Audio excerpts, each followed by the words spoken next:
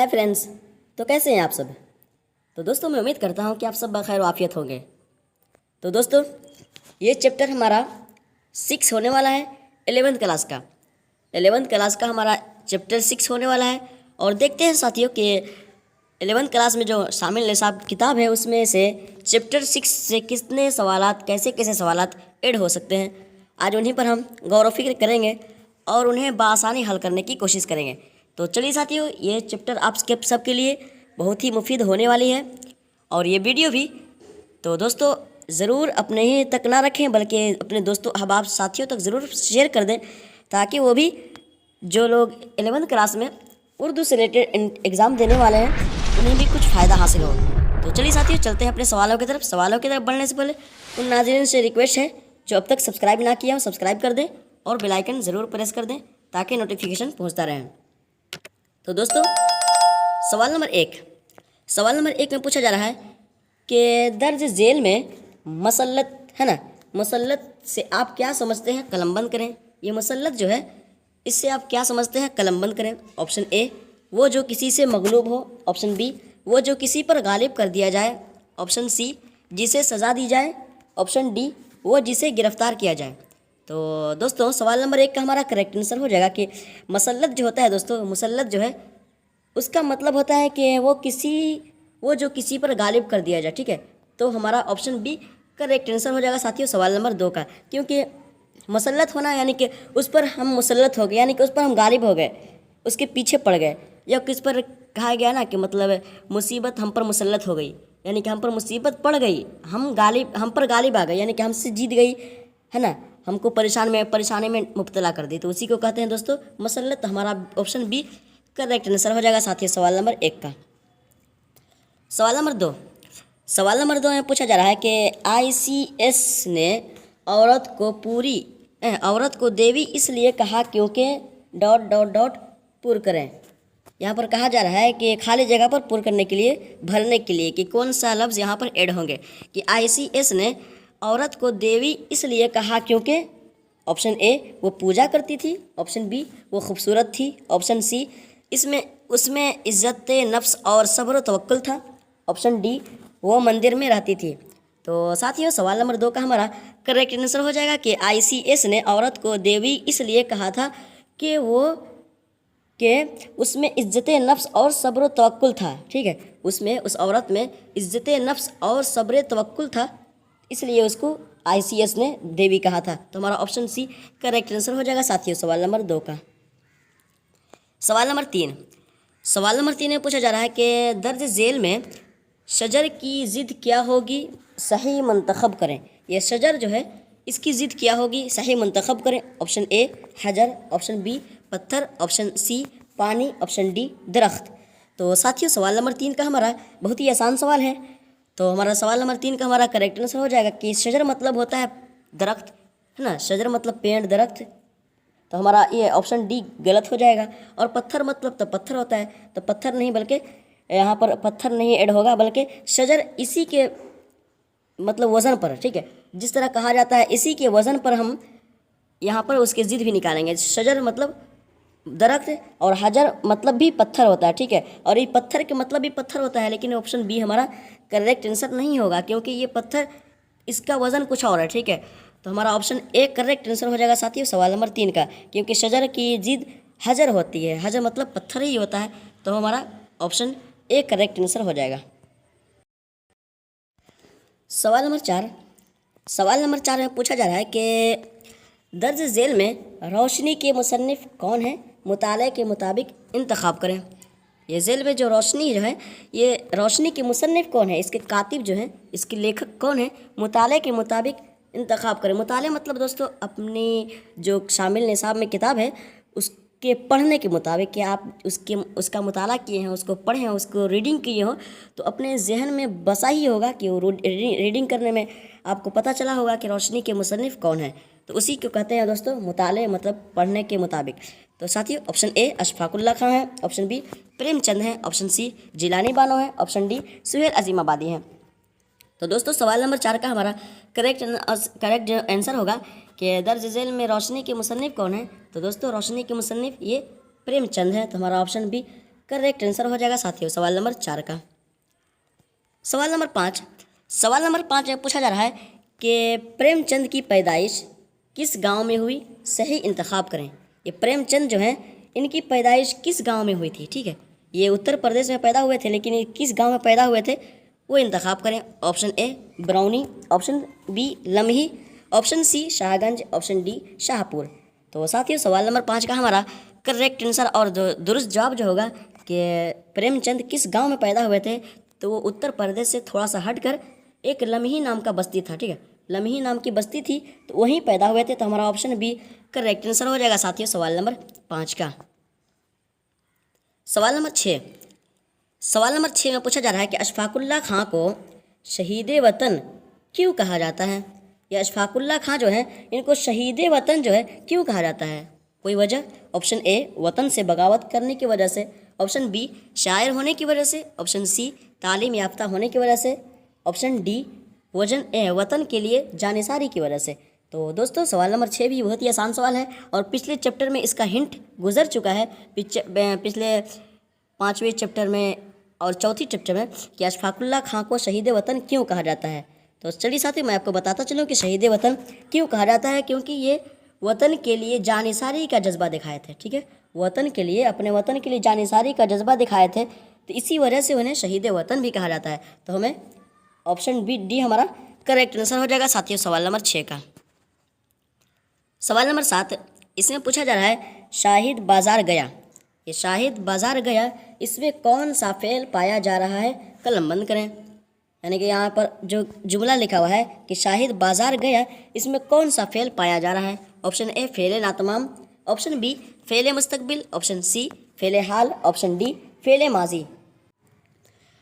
तो दोस्तों सवाल नंबर 7 का हमारा करेक्ट आंसर हो जाएगा कि शाहिद बाजार गया। तो इसमें हम देखेंगे कि शाहिद बाजार गया तो गया तो ये तो पता नहीं चल रहा है कि कब गया, कल गया, आज गया, परसों गया, या अभी गया, या कुछ घंटे पहले गया। तो यहाँ पर ये गया मतलब पास्ट में हुआ, ठीक है, पिछले गुजरे हुए वक्त में हुआ। तो हमारा ऑप्शन डी करेक्ट आंसर हो जाएगा साथियों, क्योंकि माजी, फेले माजी जो होता है वो पिछले पास्ट को कहता है, ठीक है, कि माजी में जो काम होता है, जैसे पीछे जो गुजरे हुए ज़माने में जो काम होता है उसी को फेले माजी कहते हैं। तो हमारा ऑप्शन डी करेक्ट आंसर हो जाएगा साथियों सवाल नंबर 7 का। सवाल नंबर 8, सवाल नंबर 8 में पूछा जा रहा है मुख्तसर अफसाने को ज़िंदगी की एक ... कहा गया है, खाली जगह पुर करें। ये मुख्तसर अफसाने को, ये मुख्तसर अफसाने को ज़िंदगी की एक क्या कहा गया है, खाली जगह पुर करें। ऑप्शन ए खास, ऑप्शन बी काश, ऑप्शन सी किताब, ऑप्शन डी साज। तो दोस्तों सवाल नंबर 8 का हमारा दुरुस्त जवाब जो होने वाला है कि मुख्तसर अफसाने को ज़िंदगी की एक काश कहा गया, ठीक है, ज़िंदगी की एक काश कहा गया है। तो हमारा ऑप्शन बी करेक्ट आंसर हो जाएगा साथियों सवाल नंबर 8 का। सवाल नंबर 9, सवाल नंबर 9 में पूछा जा रहा है कि मुख्तसर अफसाने की एक मशहूर तारीफ़ है ना। मुख्तसर अफसाने जो है जो शामिल निसाब में है कि मुख्तसर अफसाने की एक मशहूर तारीफ़ जो कि मगरिब में की गई वो दर्ज करें। यानी कि जो मुख्तसर अफसाने हैं उसकी एक मशहूर तारीफ़ की गई है जो कि वो मगरिब में की गई है। मगरिब मतलब पूरब साइड में, ठीक है, मगरिब बोलते हैं किसको, पूरब साइड को कहते हैं। तो पूरब में, पूरब नहीं बल्कि पश्चिम साइड, सॉरी, है ना, तो मगरिब कहते हैं उसको कि पश्चिम साइड में जो उसकी तारीफ़ की गई मशहूर है तो उसको दर्ज करें। ऑप्शन ए एक खूबसूरत किस्सा, ऑप्शन बी एक नायाब किस्सा, ऑप्शन सी तहरीरी किस्सा जिसे एक नशिस्त में पढ़ लिया जाए, ऑप्शन डी एक छोटा सा किस्सा। तो दोस्तों सवाल नंबर 9 का हमारा दुरुस्त जवाब जो होगा कि मुख्तसर अफसाने की एक मशहूर तारीफ़ जो कि मगरिब यानी कि पश्चिम में की गई है वो है तहरीरी किस्सा जिसे एक नशिस्त में पढ़ लिया जाए। तो हमारा ऑप्शन सी करेक्ट आंसर हो जाएगा साथियों सवाल नंबर 9 का, क्योंकि ये तहरीरी किस्सा यानी कि लिखा हुआ किस्सा जिसे एक नशिस्त में, एक नशिस्त मतलब एक बैठक में पढ़ लिया जाए, ठीक है। तो हमारा ऑप्शन सी करेक्ट आंसर हो जाएगा साथियों सवाल नंबर 9 का। सवाल नंबर 10, इसमें पूछा जा रहा है कि जेल में मसाइब का वाहिद क्या होगा, सही कलम बंद करें। ये मसाइब जो लफ्ज़ है इसका वाहिद लफ्ज़ क्या होगा, सही कलम बंद करें। ऑप्शन ए मुसीबत, ऑप्शन बी मुसीब, ऑप्शन सी मुसीबी, ऑप्शन डी मसाब। तो साथियों सवाल नंबर 10 का हमारा करेक्ट आंसर हो जाएगा कि बहुत ही आसान सवाल है कि जेल में मुसाइब जो है मसाइब का वाहिद क्या आता है, तो मसाइब का वाहिद मुसीबत आता है, तो हमारा ऑप्शन ए करेक्ट आंसर हो जाएगा साथियों सवाल नंबर 10 का। सवाल नंबर 11, सवाल नंबर 11 में पूछा जा रहा है कि अशफाकुल्ला खां अपने नाम के साथ क्या निस्बती लगाते थे, दर्ज करें। ये अशफाकुल्ला खां जो हैं उनको अपने नाम के साथ क्या निस्बती लगाते थे, मतलब अपने नाम के साथ लास्ट में क्या लगाते थे। जैसे कि होता है ना, यहाँ पर मिसाल के तौर पर, जिस तरह मिसाल यहाँ पर दिया गया है कि जैसे कोई लगाता है कादरी, रिजवी, तेगी, है ना, बंगाली, है ना, बिहारवी, तो उसी तरह कहा जा रहा है कि अशफाकुल्ला खां अपने नाम के साथ क्या निस्बती लगाते थे। ऑप्शन ए शाहजहाँपुरी, जहाँ से पैदा हुए थे, शाहजहाँपुर में पैदा हुए थे, शाहजहाँपुरी। ऑप्शन बी क्या वो Saharanpuri. Option C Warsi. Option D Jilani. तो दोस्तों सवाल नंबर 11 का हमारा करेक्ट आंसर हो जाएगा कि अशफाकुल्ला खां अपने नाम के साथ जो ख़त में लिखे थे, तो अगर आप अपने शामिल निसाब में जो किताब है उसका मुताला किए होंगे तो ज़रूर आपको इस सवाल का जवाब मिला होगा कि अशफाकुल्ला खां जो ख़त में अपनी वालिदा को जो ख़त लिखे थे उसमें क्या निस्बती लगाए थे। तो दोस्तों सवाल नंबर 11 का हमारा ऑप्शन सी करेक्ट आंसर हो जाएगा साथियों, क्योंकि वो वारसी लगाए थे। ठीक है, वारसी लगाए थे, तो हमारा ऑप्शन सी करेक्ट आंसर हो जाएगा साथियों सवाल नंबर 11 का। सवाल नंबर 12, सवाल नंबर 12 में पूछा जा रहा है कि थोड़ा सा और छोटा कर लेते हैं। हाँ, सवाल नंबर 12 इसमें पूछा जा रहा है कि सज्जाद हैदर का पहला अफसाना कौन सा है, सही मुंतखब करें।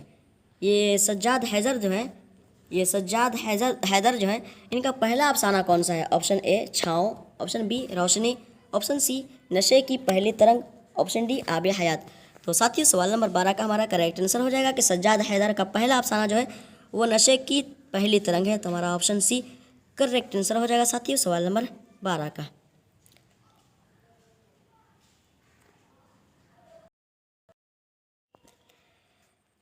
सवाल नंबर 13, सवाल नंबर 13 में पूछा जा रहा है कि अली महमूद का कौन सा अफसाने का जिक्र आपके निसाब में शामिल है। ये अली महमूद जो है इनका कौन सा अफसाने का जिक्र है ना, इनमें से इनके अफसानों में से किसी एक अफसाने का जिक्र जो कि आपके शामिल निसाब में शामिल है। ठीक है, ऑप्शन ए सावन, ऑप्शन बी बहार, ऑप्शन सी चांद, ऑप्शन डी छाँव। तो साथियों सवाल नंबर 13 का हमारा करेक्ट आंसर हो जाएगा कि अली महमूद का कौन सा अफसाने का जिक्र है आपके निसाब में शामिल है। तो ये दोस्तों ये छाँव जो है, छाँव है ना, ये इन्हीं का जिक्र हुआ है। ठीक है, छाँव जो अफसाना है इसी का जिक्र किया गया है, तो हमारा ऑप्शन डी करेक्ट आंसर हो जाएगा साथियों सवाल नंबर 13 का। सवाल नंबर 14, सवाल नंबर 14 में पूछा जा रहा है कि जेल में नशे की पहली तरंग किस सन में शाये हुई, दर्ज करें। ये नशे की पहली तरंग जो है ये किस सन में शाये हुई थी। ऑप्शन ए 1950 ईस्वी, ऑप्शन बी 1910 ईस्वी, ऑप्शन सी 1905 ईस्वी, ऑप्शन डी 1900 ईस्वी। तो साथियों सवाल नंबर 14 का हमारा करेक्ट आंसर हो जाएगा कि जेल में नशे की पहली तरंग जो है वो 1900 ईस्वी में शाये हुई थी, तो हमारा ऑप्शन डी करेक्ट आंसर हो जाएगा साथियों सवाल नंबर 14 का। सवाल नंबर 15 इसमें कहा गया कि प्रेमचंद का पहला अफसाना कौन सा है। ये प्रेमचंद जो है इनका पहला अफसाना कौन सा है, मुताले के मुताबिक दर्ज करें। Option A Roshni, option B Soz Watan, option सी आब हयात, ऑप्शन डी बागो बहार। तो दोस्तों सवाल नंबर 15 का हमारा करेक्ट आंसर हो जाएगा कि प्रेमचंद का पहला अफसाना कौन सा है। तो दोस्तों ये बागो बहार तो है ही नहीं, इसको काट ही दो। बाकी इन तीनों में से देखना है कि वो प्रेमचंद क्या पहला अफसाना कौन सा है। तो साथ ही सवाल नंबर 15 का हमारा करेक्ट आंसर जो हो जाएगा कि प्रेमचंद का पहला अफसाना कौन सा है। तो दोस्तों इनका पहला अफसाना ये सोज़ी वतन है। ठीक है, सोज़ी वतन है, तो हमारा ऑप्शन बी करेक्ट आंसर हो जाएगा साथियों सवाल नंबर 15 का। और रोशनी जो है ना, ये रोशनी भी इन्हीं की है, लेकिन ये पहला नहीं है। ठीक है, ये पहला नहीं है, तो पहला ये है। ठीक, पहला ये वाला है, ऑप्शन बी हमारा करेक्ट आंसर हो जाएगा साथियों सवाल नंबर 15 का। सवाल नंबर 16 इसमें पूछा गया कि अली महमूद का अफसाना छाँव किस सन में शाये हुआ, इंतखाब करें। ये अली महमूद जो है इनका अफसाना जो है छाँव वो किस सन में शाये हुआ था, यानी किस सन में छपा था। ऑप्शन ए 1900 ईस्वी, ऑप्शन बी 1910 ईस्वी, ऑप्शन सी 1904 ईस्वी, ऑप्शन डी 1911 ईस्वी। तो दोस्तों सवाल नंबर 16 का हमारा करेक्ट आंसर हो जाएगा कि अली महमूद का अफसाना छाँव है, तो वो 1904 ईस्वी में शाये हुआ था, तो हमारा ऑप्शन सी करेक्ट आंसर हो जाएगा साथियों सवाल नंबर 16 का। तो चलिए साथियों, मैं उन नाज़रीन से, उन हजरात से रिक्वेस्ट करता हूँ जो अब तक बने रहे हो और उन्हें फ़ायदा पहुंच रहा हो तो ज़रूर सब्सक्राइब कर लें, बेल आइकन प्रेस कर दें और ज़्यादा से ज़्यादा होते के तो अपने दोस्तों अहबाब तक ज़रूर शेयर कर दें ताकि वो भी इस वीडियो से मुस्तफ़ीज़ हो सके। सवाल नंबर 17। सवाल नंबर 17 में पूछा जा रहा है कि प्रेमचंद का अफसाना सोज़े वतन किस सन में ज़ब्त हुआ। यहाँ पर समा नहीं बल्कि सन होना चाहिए, ठीक है। किस सन में है ना, किस सन ईस्वी में ज़ब्त हुआ दर्ज करें। ऑप्शन ए 1908 ईस्वी, ऑप्शन बी 1900 ईस्वी, ऑप्शन सी 1904 ईस्वी, ऑप्शन डी 1912 ईस्वी। तो साथ ही सवाल नंबर 17 का हमारा करेक्ट आंसर जो हो जाएगा कि प्रेमचंद का अफसाना सोज़े वतन जो है ये शाये हुआ था तो 1908 ईस्वी चल रहा था उस वक्त, ठीक है। तो हमारा ऑप्शन ए करेक्ट आंसर हो जाएगा साथियों सवाल नंबर 17 का। सवाल नंबर 18 इसमें पूछा गया कि जेल में इसमें मारफा की निशानदही करें। ये इसमें मारफा की निशानदही करें दोस्तों, बहुत ही आसान सवाल ग्रामर से पूछा गया। ऑप्शन ए हामिद, ऑप्शन बी मुल्क, ऑप्शन सी दोस्त, ऑप्शन डी ट्रेन। तो साथियों सवाल नंबर 18 बहुत ही आसान सवाल है। अगर आप सबको पता होगा या जिन हजरात को ग्रामर आता होगा कुछ कुछ बेसिक, तो दोस्तों जेल में इसमें मारफा कौन सा है। तो दोस्तों ये हामिद इसमें मारफा है, क्योंकि इससे पता चल रहा है जो कहने वाला कह रहा है हामिद, उसके जहन में ये वाज़े होगा कि हामिद किसका लड़का है और कहाँ का है, कौन मेरा दोस्त है। तो ये हामिद के बारे में पूछा जा रहा है, तो हामिद इसमें मारफा है। और दोस्त मतलब दोस्त से पता नहीं चल रहा है कि दोस्त कौन सा दोस्त है ना, अच्छा दोस्त, बुरा दोस्त, या मतलब क्लोज दोस्त, या थोड़ा सा दूर वाले दोस्त। मुल्क से भी पता नहीं चल रहा है, मुल्क मतलब कौन सा मुल्क, अफ्रीका, अमेरिका, रूस, है ना, कोई भी। ट्रेन, अब कौन सा train, Vande Mataram, bullet train, है ना, या मतलब एक्सप्रेस ट्रेन या लोकल ट्रेन, कोई भी ट्रेन। तो ये इसमें मारफा नहीं है। तो हमारा इस पर मारफा कौन है, ए है। तो हमारा ऑप्शन ए करेक्ट आंसर हो जाएगा साथियों सवाल नंबर 18 का। सवाल नंबर 19। सवाल नंबर 19 में पूछा गया कि जेल में नाश का सही माना क्या होगा, मुंतखब करें। जेल में मतलब नाश जो है, नाश का सही माना, जेल में नाश का सही माना क्या होगा, मुंतखब करें। नाश जो होता है नून आयन बड़ी शीन। ऑप्शन ए बर्बाद, ऑप्शन बी लाश, ऑप्शन सी बुरा, ऑप्शन डी आबाद। तो साथियों सवाल नंबर 19 का हमारा करेक्ट आंसर हो जाएगा कि जेल में नाश जो कहते हैं ना दोस्तों, नाश जो है वो नाश लाश को कहते हैं, ठीक है। नाश कहिए, लाश कहिए, या तो आप कह लीजिए इसको मैयत, है ना, मैयत कह लीजिए। तो ये तीनों के तीनों बराबर हैं, नाश कह लीजिए, ठीक है, नाश कह लें, या तो लाश कह लें, या तो मैयत कह लें। तो हमारा ऑप्शन बी करेक्ट आंसर हो जाएगा साथियों सवाल नंबर 19 का। सवाल नंबर 20 इसमें पूछा गया कि सबसे आखिरी नबी कौन दुनिया में मबऊस हुए, कलम बंद करें। कौन से सबसे आखिरी नबी कौन दुनिया में मबऊस हुए, यानी कि दुनिया में सबसे आखिरी नबी कौन मबऊस हुए, उनका नाम क्या था, कलम बंद करें। ये बहुत ही आसान सवाल है दोस्तों। ये तो मैं उम्मीद करता हूँ कि आप सबको, जितने नाज़रीन जो इस वीडियो को देख रहे हैं, इस चैप्टर को पढ़ रहे हैं, आप सबको पता होगा कि सबसे आखिरी नबी दुनिया में कौन मबऊस हुए। कौन दुनिया में मबऊस मतलब पैदा हुए, ठीक है, कौन पैदा हुए आप सबको पता होना चाहिए। और जिनके पता नहीं है वो अपनी अक्ल पर रोएं कि वो अपने मज़हब से, अपने तालीम से दूर हैं। ऑप्शन ए आदम अलैहिस्सलाम, ऑप्शन बी मूसा अलैहिस्सलाम, ऑप्शन सी हज़रत अली रज़ी अल्लाह तआला अन्हु, ऑप्शन डी मोहम्मद मुस्तफ़ा सल्लल्लाहु अलैहि वसल्लम। तो साथियों सवाल नंबर 20 का हमारा करेक्ट आंसर जो हो जाएगा कि सबसे आखिरी नबी जो दुनिया में मबऊस हुए वो मेरे आका करीम सल्लल्लाहु तआला अलैहि वसल्लम है, यानी कि मोहम्मद सल्लल्लाहु अलैहि वसल्लम है। तो हमारा ऑप्शन डी करेक्ट आंसर हो जाएगा साथियों सवाल नंबर 20 का। और ये आदम अलैहिस्सलाम जो है ये दुनिया में ज़ाहिरी शक्ल में जो आए थे, तो हज़रत आदम अलैहिस्सलाम पहले इंसान, ठीक है, पहले नबी हैं जो सबसे पहले दुनिया जब बनी थी तब आए थे। और ये हज़रत अली जो है ये सहाबी हैं, हज़रत अली जो है ये सहाबी रसूल हैं, तो ये हो नहीं सकते। चलिए सवाल नंबर 21 को देखते हैं। सवाल नंबर 21 इसमें पूछा गया सब्र तल्ख अस्त लाकिन बर शीरी दारद। सब्र तल्ख अस्त लाकिन बर शीरी दारद, ये फारसी लफ्ज़ है दोस्तों।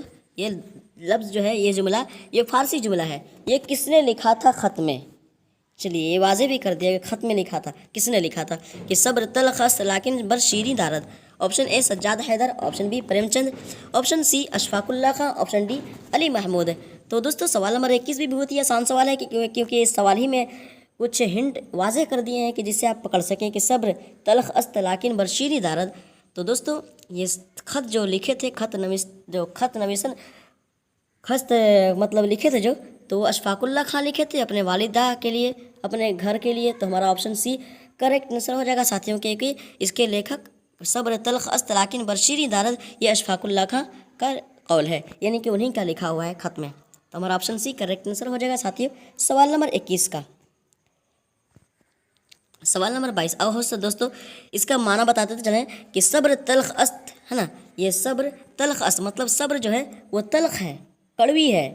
लाकिन मतलब लेकिन, बर शीरी दारद मतलब लेकिन फल जो है मीठा होता है, यानी कि सब्र तल्ख है लेकिन इसका फल बहुत मीठा होता है। सवाल नंबर 22 में पूछा जा रहा है कि जेल में मौकूफ़ का माना क्या होगा। कलम बंद करें। ये मौकूफ़ जो है इसका माना क्या होता है। ऑप्शन ए वाकिफ़ियत ज़ाहिर किया गया, ऑप्शन बी वाकिफ़ किया गया, ऑप्शन सी वक्फ किया गया, ऑप्शन डी बेवकूफ़ बनाया गया। तो साथियों सवाल नंबर 22 का हमारा करेक्ट आंसर जो हो जाएगा कि जेल में मौकूफ़ का माना जो होता है वो मौकूफ़ मतलब वक्फ किया गया, मुलतवी किया गया, है ना। तो हमारा ऑप्शन सी करेक्ट आंसर हो जाएगा साथियों सवाल नंबर 22 का। सवाल नंबर 23 में पूछा गया कि महमूद ज़फ़र का किसी एक अफसाने का नाम सही दर्ज करें। ये महमूद ज़फ़र जो है इनका किसी एक अफसाने का नाम सही दर्ज करें। ऑप्शन ए फूलबन, ऑप्शन बी अंगारे, ऑप्शन सी रोशनी, ऑप्शन डी कटी हुई शाख। तो दोस्तों सवाल नंबर 23 का हमारा करेक्ट आंसर जो होगा कि महमूद ज़फ़र का किसी एक अफसानों में से एक अफसाना का नाम दर्ज करें। तो ये अंगारे जो है ये महमूद ज़फ़र साहब के हैं। तो हमारा ऑप्शन बी करेक्ट आंसर हो जाएगा साथियों सवाल नंबर 23 का। सवाल नंबर 24 में पूछा गया कि 1970 ईस्वी के पहले शायरों में से किसी एक का नाम मुंतखब करें। यानी कि 1970 ईस्वी के पहले के शायर, यानी कि 1970 यानी कि जंग आज़ादी के कितना साल पहले, 1947 में, 50 में तो हुआ था ही। तो चलिए मतलब 20-22 साल पहले, है ना। मतलब कि दोस्तों 1970 ईस्वी के पहले। तो Shaukat, option A Shaukat Hayat, option B Anwar Khan, option C Tarannum Riyaz, option D Krishnachandra. तो दोस्तों सवाल नंबर 24 का हमारा करेक्ट आंसर जो हो जाएगा कि 1970 के, है ना, 1970 के पहले शायरों में से किसी एक का नाम मुंतखब करें। तो ये दोस्तों कृष्णचंद्र जो है ये 1970 ईस्वी के पहले के हैं। और ये तरन्नुम रियाज जो है ये औरत हैं, तो ये 1970 के पहले के नहीं है, ठीक है, ये उनसे बात किए हैं, ठीक है। और ये शौकत हयात ये भी नहीं है, अनवर खां ये भी नहीं है, ये सब बाद वाले हैं, ठीक है, मतलब कि 1970 के बाद वाले। चलिए सवाल नंबर आखिरी को देखते हैं, सवाल नंबर यानी कि 25। सवाल नंबर 25 में पूछा जा रहा है कि जंग आज़ादी से पहले के शोरा में से किसी एक का नाम दर्ज करें। अब जंग आज़ादी से पहले के बारे में पूछा जा रहा है ना, जंग आज़ादी के पहले के बारे में, यानी कि 1947 से पहले के बारे में, कि उनमें से किसी शोरा में से, बहुत सारे शोरा मतलब शायर की जमा है, कि उन शोरा में से किसी एक शायर का नाम दर्ज करें। ऑप्शन ए तुर्क छतारवी, हाँ Turk Chhatari, option B Shaukat Hayat, option C Bedi, option D Anwar Khan. तो दोस्तों ये शौकत हयात को हटा ही लीजिए क्योंकि ये है ही नहीं है ना। और रही बात तुर्क छतारी, तो ये भी नहीं है, और अनवर खां ये भी नहीं है। तो दोस्तों बचा कौन, सी। तो दोस्तों सवाल नंबर 25 का हमारा करेक्ट आंसर जो होगा कि जंग आज़ादी के पहले के शोरा में से किसी एक का नाम दर्ज करें, तो वो ये बेदी हैं, ठीक है, ये बेदी है। तो हमारा ऑप्शन सी करेक्ट आंसर हो जाएगा साथियों सवाल नंबर 25 का। तो चलिए साथियों thank you so much all everyone इतने देर तक बने रहने के लिए और अपनी तैयारी को मजबूत करने के लिए। तो चलिए साथियों इसी तरह आप अपनी तैयारियों को मजबूत करते रहें और अपने सवालों को हल करते रहें, और अपनी किताबों के मतलब जो है किताब शामिल है, सब आपके पास किताब है तो ज़रूर आप उसका मुताला करते रहें ताकि आपके जहन में तमाम के तमाम सवालात ऐड रहें एग्ज़ाम के आने वाले एग्ज़ाम तक, ताकि आप एग्ज़ाम में जब बैठें तो ज़रूर अच्छे से अच्छे नंबरात से कामयाब हो सकें। तो चलिए साथियों मिलते हैं अगले चैप्टर में, अगली वीडियो में, अगले सवालों के साथ। तब तक के लिए अपना ख्याल रखें। अल्लाह हाफिज़।